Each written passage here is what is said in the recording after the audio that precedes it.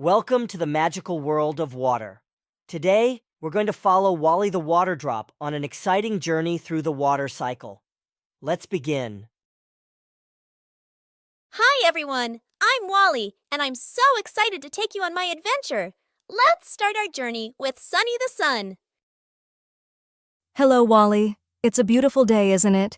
I'm here to help you start your journey.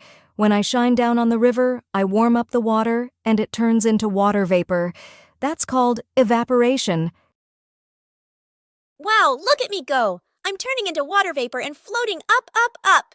Welcome, Wally. Up here, we like to stick together and form clouds. This part of the journey is called condensation.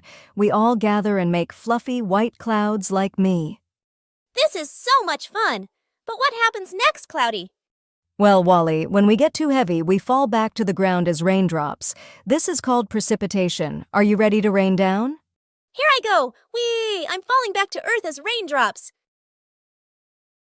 And here I am, back in the river. That was an amazing journey. I evaporated, condensed, and precipitated. The water cycle is so cool. And that's the magical journey of water, kids. Remember, the water cycle is happening all around us every day. Thanks for joining Wally on his adventure.